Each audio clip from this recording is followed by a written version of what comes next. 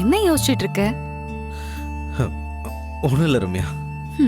ஒண்ணும் இல்லையா? தனியா உட்காந்து எங்கேயோ பாத்துட்டு இருக்க. கேட்டா ஒண்ணும் இல்லைன்னு சொல்ற. என்ன ஈஸ்வரிய பத்தி யோசிச்சுட்டு இருக்கியா? எப்படி ரம்யா கரெக்டா சொல்ற?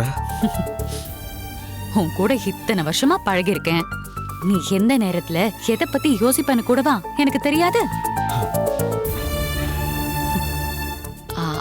ஆயிரம் தான் இருந்தாலும் ஈஸ்வரி உன் முன்னாள் மனைவியாச்சே. அவளை பத்தின நினைப்பு சாருக்கு வராமலையா இருக்கும்? அட நீ வேற. அந்த மாதிரிலாம் நான் எதுவும் நினைக்கல. எப்படி ஒரு பொண்ணால இந்த அளவுக்கு மாற முடியும் தான் யோசிச்சுட்டு இருக்கேன். புரியலடா.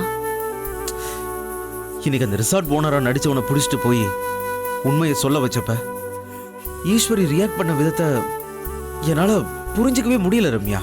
அது எப்படி ஒருத்தர் மேல வெறுப்பு வந்துட்டா அவங்க செய்யாத தப்ப கூட செஞ்சதா நினைக்க தோணும். எனக்கு அதை விட பெரிய ஆச்சரியம் என்ன தெரியுமா?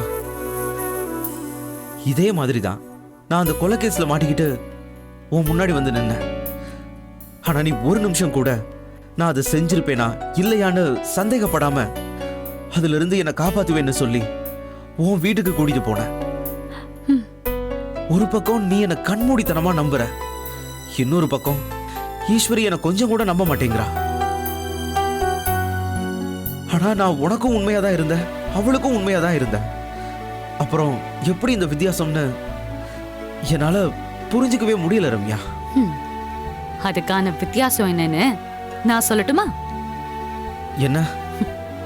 அன்புதான்.